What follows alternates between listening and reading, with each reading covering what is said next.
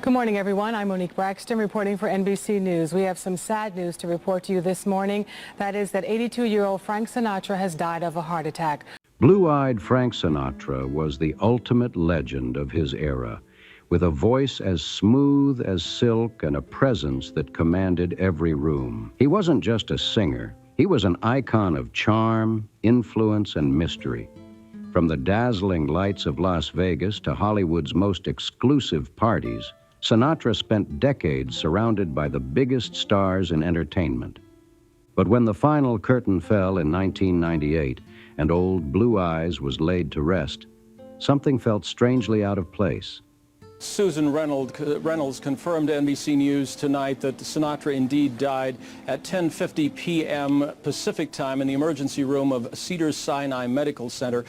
Despite a lifetime of famous friendships and unforgettable moments, several major Hollywood stars were nowhere to be seen at his funeral. No public farewell, no emotional tribute, just silence. So what happened? Why did some of the biggest names connected to Sinatra stay away? Were old grudges to blame, or were the reasons far more personal? Today we're looking at 6 famous actors who were absent when Frank Sinatra took his final bow. Marlon Brando.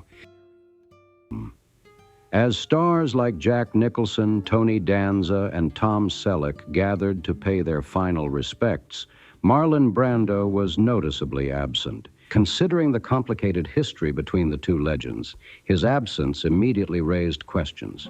Did Brando deliberately stay away, or was their relationship already beyond repair long before Sinatra's death? Their feud had become the stuff of Hollywood legend. According to Brando's close friend, Carlo Fiore, one frightening incident convinced the actor that Sinatra had crossed a dangerous line. He had been in poor health ever since he had a heart attack in January of 1997. He had not been seen in public since then. One night in Los Angeles, Brando stopped at a roadside rest area when 3 armed men suddenly confronted him. They forced him into the back seat of a car, threatened to kill or even castrate him, then unexpectedly released him without explanation. Brando reportedly believed the entire encounter had been arranged as an intimidation tactic by Sinatra.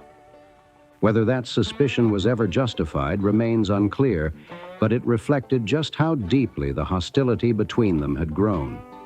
To understand where it all began, we have to go back to 1955, when Frank Sinatra and Marlon Brando were cast together in the musical classic Guys and Dolls. On paper, it was a dream pairing.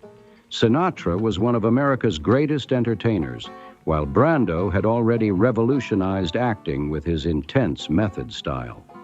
The film follows 2 gamblers navigating love, risk, and redemption in New York City. Sinatra's most recent hospital visit before tonight was last month for what his publicist described as a routine checkup. Sinatra played Nathan Detroit, a small-time gambling organizer trying to keep his illegal craps game alive while managing his long engagement to Adelaide. Brando starred as the confident gambler Sky Masterson, who accepts a high-stakes wager to convince missionary Sarah Brown to accompany him to Havana. As romance blossoms, both men are forced to rethink what truly matters. Sinatra had lobbied hard for the role of Sky Masterson, believing it was the perfect chance to combine his effortless charisma with the voice that had made him a superstar. Instead, the studio cast Marlon Brando, an actor celebrated for his dramatic brilliance, but with virtually no musical experience. Sinatra took the decision personally. He began calling Brando Mumbles, mocking his quiet delivery and method acting style. Brando, never one to ignore an insult, found his own way to get even. The most famous incident happened during the now legendary cheesecake scene. In the sequence, Sinatra's character casually eats cheesecake while talking to Brando's character. Knowing Sinatra hated cheesecake, Brando deliberately kept ruining take after take. Each mistake forced Sinatra to eat another slice. By the end of filming, Sinatra was reportedly sick to his stomach. Production had to stop, and the scene was reshot the following day. It was Brando's way of proving he could play the game just as ruthlessly. Saying that in certain situations, like if you get in bed with organized crime and they help you in your career, like there was always insinuations that Frank Sinatra was involved in the mob. The rivalry extended far beyond a single prank. Sinatra believed Brando lacked the singing ability to lead a major musical, while Brando felt Sinatra didn't possess the dramatic depth expected of a serious leading actor. Their mutual dislike became so strong that they often refused to speak directly, communicating through crew members whenever possible. Fortunately, the production survived largely because the two men shared very little screen time. Although Guys and Dolls runs for more than 2 hours, Sinatra and Brando appear together in only a handful of scenes. The filmmakers also expanded Nathan Detroit's role, giving Sinatra additional screen time and several new musical numbers, all of which he performed with his trademark confidence. Brando's singing may have lacked polish, but his acting never did. He brought charisma, charm, and emotional weight to Sky Masterson, proving why he was already regarded as one of Hollywood's finest actors. Even if musicals weren't his natural territory, his performance remained memorable. Still, Sinatra eventually earned what many considered the final victory. Years after the film's release, he recorded "Luck Be a Lady," the song Brando had originally performed on screen. And you would imagine that like Frank Sinatra would probably be a terrible guy to piss off because he probably can contact some people. Sinatra's version became one of the signature recordings of his career, turning the number into a timeless classic and reminding audiences why he was one of the greatest entertainers of all time. The rivalry never truly faded. Whether it was fueled by jealousy, pride, or two enormous egos refusing to give an inch, Sinatra and Brando never repaired their relationship. So when Sinatra died in 1998, Brando's absence from the funeral surprised very few people. Perhaps it was lingering resentment. Perhaps it was simply the final chapter of one of Hollywood's most famous feuds. A rivalry that began with a casting decision, escalated over a slice of cheesecake, and lasted for decades. Nancy Reagan. Nancy Reagan and Frank Sinatra shared the kind of friendship that constantly fueled speculation. It blended Hollywood glamour with political influence and was close enough to make headlines for years. They were never romantically involved, but there was no denying that Sinatra held an important place in the Reagans' lives. When Ronald Reagan launched his campaign for governor of California, Sinatra became one of his most enthusiastic celebrity supporters. He attended fundraisers, helped raise money, delivered speeches, and publicly praised Reagan as the right man for the job. When Reagan later sought the presidency, Sinatra once again threw his full support behind the campaign, using both his fame and his connections to help his longtime friend reach the White House. From my standpoint, he should be remembered as one of the finest human beings I ever knew in my life. And of course, multi-talented. He was a wonderful, wonderful boy. Sinatra's support for Ronald Reagan only grew stronger as Reagan's political career advanced. He didn't simply endorse him, he actively campaigned, headlined fundraisers, and used his celebrity status to help build public support. Along the way, Sinatra formed an especially close friendship with Nancy Reagan. The two shared an easy chemistry that caught people's attention. Sinatra's charm and confidence complemented Nancy's elegance and composure. They spoke frequently, enjoyed private dinners, and spent time together away from the spotlight.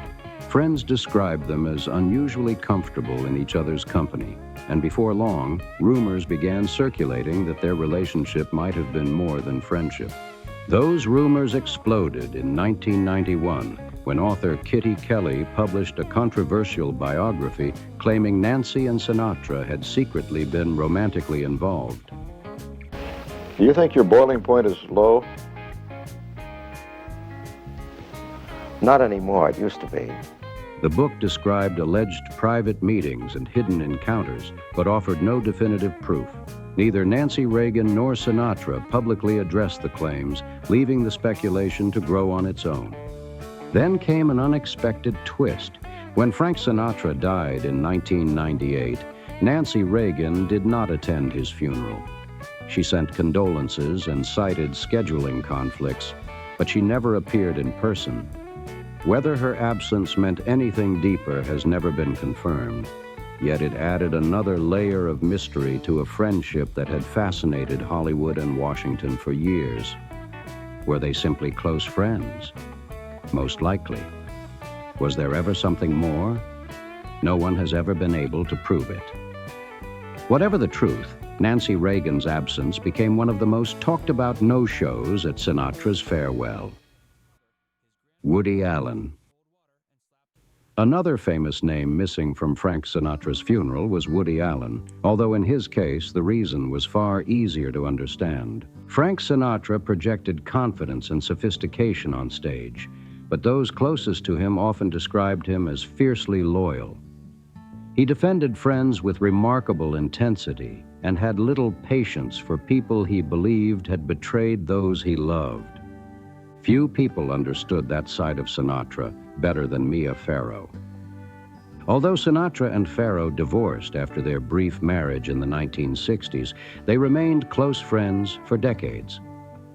Farrow later described him as a man with a wounded tenderness, someone deeply compassionate who became intensely angry whenever he believed an injustice had been committed. That loyalty would eventually place Sinatra in the middle of one of Hollywood's biggest scandals. Beginning in the late 1970s, Mia Farrow and Woody Allen were one of the entertainment industry's most recognizable couples. Together, they built a large family, adopting several children, including Soon-Yi Previn and Dylan Farrow. Mia also had a biological son, Ronan, who for many years was widely believed to be Allen's son. Behind the scenes, however, the relationship was far from stable. Allen was rumored to have had affairs throughout their time together, but everything changed in 1992. That year, Mia discovered Allen's secret relationship with Soon-Yi Previn, her adopted daughter, a revelation that shocked both Hollywood and the public. I think that comes with a normal growing up and the way of living, friends, people with whom you become acquainted. Around the same time, allegations surfaced that Allen had sexually abused Dylan Farrow. The accusations dominated headlines, divided public opinion, and left Mia devastated. In the middle of the turmoil, she turned to someone she knew would stand by her, Frank Sinatra. Friends said Sinatra was furious after hearing what Mia had endured. Protective by nature and deeply loyal to those he cared about, he reportedly wanted to do far more than simply offer words of comfort. According to several accounts from people close to him, Sinatra began discussing ways to confront Allen directly, drawing on the powerful connections he had built over decades in Hollywood and beyond. Sinatra had long been rumored to have connections with powerful figures in organized crime. Whether those relationships were exaggerated or not, they contributed to his image as someone whose influence reached far beyond the entertainment industry. According to several accounts, after learning what Mia Farrow had gone through, Sinatra became so enraged that he allegedly considered asking underworld contacts to take revenge against Woody Allen. The story claims he wanted Allen killed for the pain he had caused Mia and her family.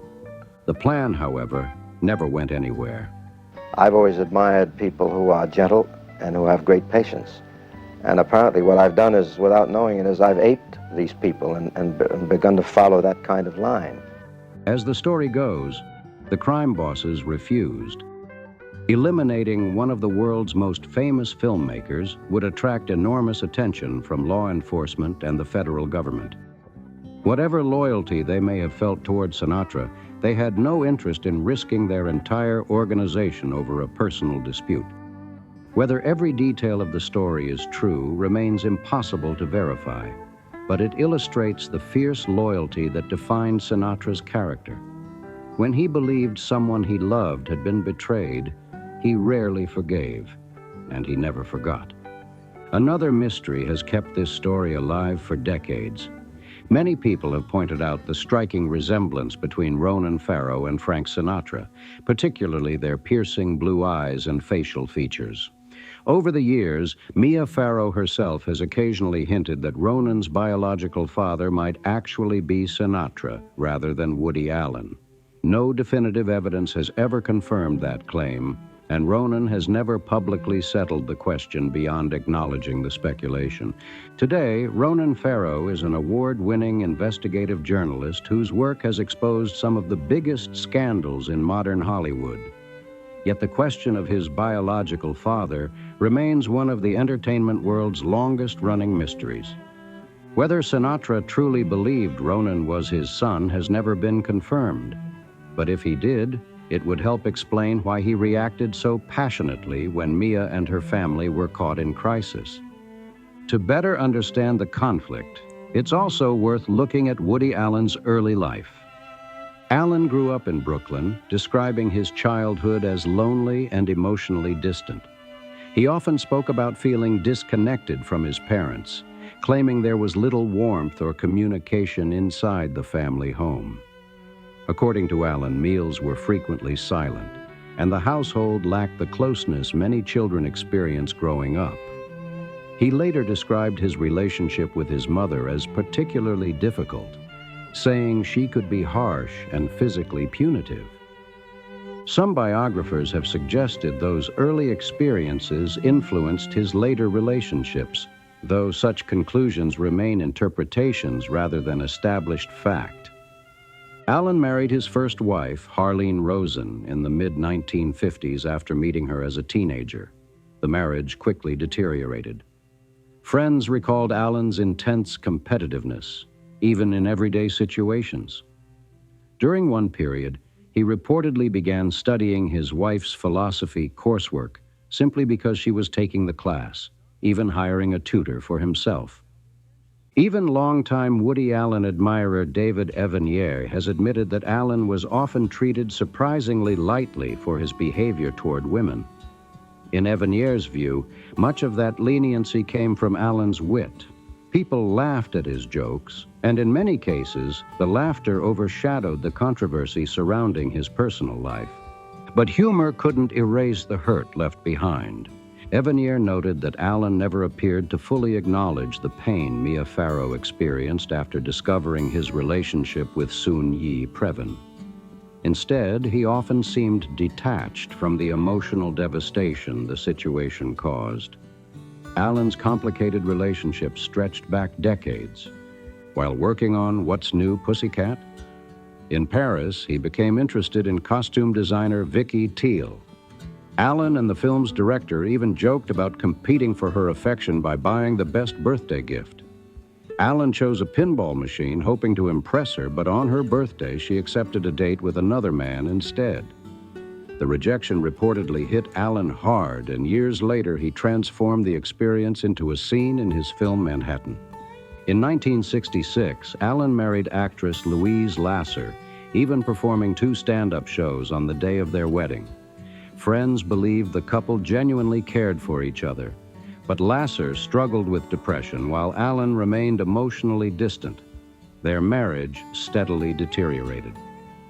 By 1969, Allen had begun a relationship with Diane Keaton, whom he had cast in his Broadway production Play It Again, Sam. When Lasser learned of the affair, she reportedly suffered a breakdown. Despite everything, she later reflected on their marriage with surprising warmth, though she also claimed Allen never seemed as physically attracted to Keaton as he had been to previous partners. Whatever the dynamics of their romance, Allen and Keaton formed one of Hollywood's most successful creative partnerships. She would go on to star in many of his most celebrated films, helping define an era of American cinema. Allen met Mia Farrow in 1979 while she was dining with Michael Caine and his wife. Farrow, already a major actress from a famous Hollywood family, was 11 years younger than Allen and the mother of 6 children, several of whom she had adopted. During their relationship, the family grew even larger. Farrow adopted additional children, including Moses and Dylan, and later gave birth to Satchel, now known as Ronan Farrow, who was widely believed at the time to be Alan's biological son. Then everything unraveled. In 1992, Farrow discovered intimate Polaroid photographs of Sunyi Previn, who was 19 years old, in Alan's apartment. The discovery instantly shattered their relationship and triggered one of the biggest scandals Hollywood had ever seen. Alan later offered explanations for the relationship, but they did little to ease the public outrage or Farrow's sense of betrayal. Some observers even speculated that Alan had intentionally left the photographs where they could be found, seeing it as an indirect way of revealing the relationship instead of admitting it himself. That claim, however, has never been proven. It was during this period of emotional turmoil that Mia Farrow turned to Frank Sinatra.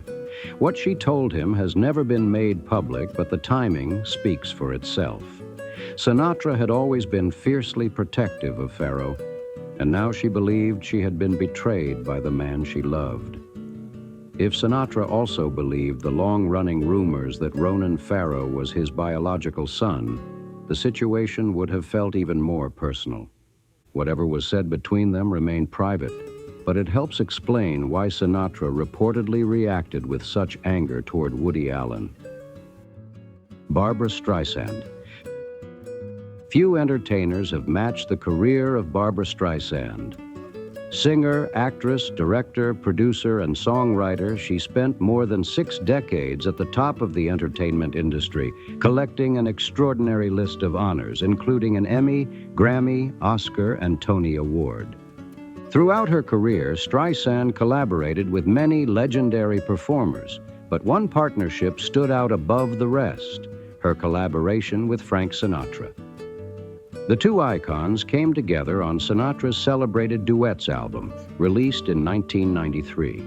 The project paired Sinatra with some of the biggest names in music and became the only triple platinum album of his career. Their performance of "I've Got a Crush on You" quickly became one of the album's highlights. Originally, Streisand had intended to record the Gershwin classic as a solo performance, but when the opportunity arose to perform it with Sinatra, she eagerly accepted. Like most tracks on Duets, they didn't actually record together. Streisand added her vocals separately to Sinatra's pre-recorded performance. Despite never sharing the same recording booth, the chemistry between their voices felt remarkably natural. The playful exchanges only added to the charm. Streisand teased him with the line, "You make me blush, Francis," while Sinatra responded warmly, "I've got a crush, my Barbara, on you." The performance captured the affection and mutual respect the two artists had developed over the years and remains one of the most memorable songs in Sinatra's later career. Yet Sinatra's life was never defined by music alone. His career was filled with triumphs, but his personal life was often turbulent. Early in adulthood, he was arrested following an incident involving his future wife, and over the years, his name became attached to countless headlines, controversies, and rumors. His FBI file grew unusually large, and speculation about his connections to organized crime followed him for decades. Other rumors claimed he received special treatment to avoid military service during World War II, though many of those stories remain disputed. Behind the confidence and swagger, Sinatra also fought periods of profound depression. During the 1950s, as his career temporarily declined and younger performers captured public attention, he reportedly struggled emotionally. One widely repeated story claims he attempted to take his own life by turning on the gas in his kitchen before being discovered in time. His stormy relationship with Ava Gardner only deepened those emotional struggles. Despite those darkest moments, Sinatra rebuilt his career and cemented a legacy that few entertainers have ever matched. Songs like "I've Got a Crush on You" remind listeners not only of his extraordinary talent, but also of the resilience that carried him through the highs and lows of an unforgettable life. Sammy Davis Jr. Few friendships in Hollywood were as enduring as the one between Frank Sinatra and Sammy Davis Jr. The two first met in 1941 in Detroit. when 15-year-old Sammy was performing with the Will Maston Trio, while Sinatra, then 26, sang with Tommy Dorsey's orchestra. Despite the age gap, they connected almost immediately. Their paths crossed again in 1945, when Sammy visited Sinatra backstage at his CBS radio show in Los Angeles. 2 years later, Sinatra personally selected the Will Maston Trio to open his engagement at New York's Capitol Theater, choosing them over several more established acts. It was a pivotal opportunity for Sammy's career. Even more importantly, Sinatra encouraged him to stop imitating other singers and develop his own unique style. That advice proved transformative, helping Sammy discover the voice that would eventually make him one of America's greatest entertainers. In March 1950, Sammy Davis Jr. went with drummer Buddy Rich to watch Frank Sinatra perform at New York's Copacabana. But when they reached the entrance, Sammy was refused admission because of his race. Sinatra was furious when he learned what had happened. He told Sammy to return the following night, and this time he was allowed inside. The incident demonstrated Sinatra's loyalty, but it also revealed the discrimination Sammy faced throughout his career. A popular story claims Sinatra single-handedly broke Las Vegas's racial barriers for him. In reality, by 1954, Sammy had become powerful enough to challenge those barriers himself. Sinatra's support mattered, but Sammy's extraordinary talent and persistence drove his success. Performing alongside Sinatra and Dean Martin could still be complicated. Sammy was often the target of racial jokes during their routines. Some were uncomfortable, but he could respond just as sharply. Their humor has remained controversial, though supporters believe it was intended to ridicule prejudice rather than encourage it. Whatever the truth, their friendship survived for decades. What began as mentorship gradually became brotherhood. In 1980, Sammy explained that although he had once been treated like Sinatra's little mascot, he no longer saw himself that way. He had grown into a major star in his own right. Sammy appeared in the 1979 television tribute Sinatra, The First 40 Years. The following year, he joined Dean Martin in the Cannonball Run, playing Las Vegas gamblers disguised as priests. The movie became one of 1981's biggest hits. Sammy and Dean returned for Cannonball Run 2, which also included a cameo from Sinatra. During the 1980s, the three performers occasionally reunited for charity shows and casino events. Then, after Sinatra and Sammy completed a successful engagement at the Greek Theater in 1987, Sinatra proposed a full reunion tour. Dean, already 70 and moving toward retirement, was hesitant. Still, the Together Again tour opened on March 13, 1988 at the Oakland Coliseum. The arenas were far larger than the intimate clubs where the Rat Pack had built its reputation. Almost immediately, problems appeared. Dean struggled with lyrics and staging, and he no longer shared Sinatra's enthusiasm for late-night touring. After only 5 performances, he returned home and entered a hospital with a kidney complaint. The reunion tour was later renamed The Ultimate Event, continuing through the United States, Japan, Australia, and Europe before ending in 1989. One of its most memorable moments came on November 13, 1989, when Frank Sinatra, Dean Martin, and Sammy Davis Jr. shared the stage for the last time at a gala celebrating Sammy's 60th birthday. None of them knew it would be their final performance together. The televised special later won an Emmy, becoming a fitting tribute to one of entertainment's greatest friendships. Sadly, Sammy Davis Jr. passed away in 1990, which is why he could not attend Sinatra's funeral 8 years later. Dean Martin. Frank Sinatra and Dean Martin shared one of Hollywood's most famous friendships, but it wasn't without its challenges. Sinatra's fiery personality often led to confrontations, while Dean preferred a quieter, more relaxed life. One incident perfectly captured that contrast. During Dean's birthday celebration at the Beverly Hills Hotel in 1966, An argument with another guest escalated into a violent fight that left a man seriously injured. While police questioned everyone involved, Dean later admitted he believed Sinatra had lost his temper, though he avoided publicly placing the blame on his longtime friend. Even with moments like these, their friendship endured for decades. They argued, laughed, performed together, and became two of the defining faces of the Rat Pack. When Frank Sinatra died in 1998, many noticed Dean Martin's absence. But unlike the other names on this list, there was a heartbreaking reason. Dean himself had already passed away in 1995, making it impossible for him to say one final goodbye. So, which absence surprised you the most? Was it Marlon Brando, Nancy Reagan, Woody Allen, Barbra Streisand, Sammy Davis Jr., or Dean Martin? Let us know your thoughts in the comments below. If you enjoyed this video, don't forget to like, subscribe, and turn on notifications so you never miss our next story about Hollywood's greatest legends. Thanks for watching, and we'll see you in the next video.